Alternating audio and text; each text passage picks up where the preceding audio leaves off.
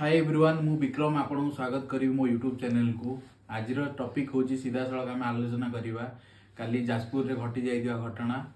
लिकु Sahu versus बबी दास। तो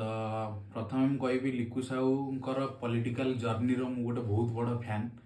एवं से जने सोशल वर्किंग वायर बहुत तांकर ना अछि अंशुमाल मेमोरियल ट्रस्ट रो ओनर से मुझे व्यक्तिगत भाव में बहुत बड़ फैन किंतु काली जो घटना घटिला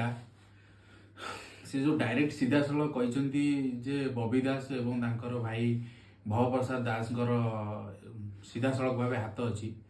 तो यही जिनसटा को मु सपोर्ट करें ना कारण जदि आपण कहते बबी दास को एरिया रे जो गंडगोलटी है बबी दास तार माने है कि आपण भूली जाऊे लिकु भाई निकट अतीत में घटी जाइए घटना जेनापुर थाना निकट रे हेतिला जो अंडा माड़ होता धर्मशाला निर्वाचन मंडली रे पूर्वतन विधायक बीजेडी दलर पूर्वतन विधायक जीतू दास प्रणम बलवंत राय उर्फ जीतू दास तो तार कारण है जे से प्रश्न आपन को पचरा जे आपणकर सेटारे भी सीधा सड़क भाव हाथ थिला तो जदि सेटा नुह ताले एटा केमिति हबो मोर गोटे प्रश्न एवं सेकेंड पार्ट आसीबी मु थैंक्स टू बबी दास एवं तांकर भाई भव प्रसाद दास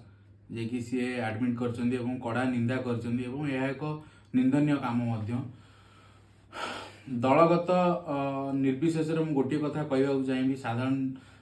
जनता मोर एतिकी अनुरोध जे आईन को हाथ को नियंतु नहीं एवं यही सबू जिनस जोटा भी जहाँ को खराब लगुच आमर आईन व्यवस्था अच्छी आमर कोर्ट अच्छी तार द्वारस्थ हूँ एवं आईन की कहीं भी हाथ को नियंतु एति कही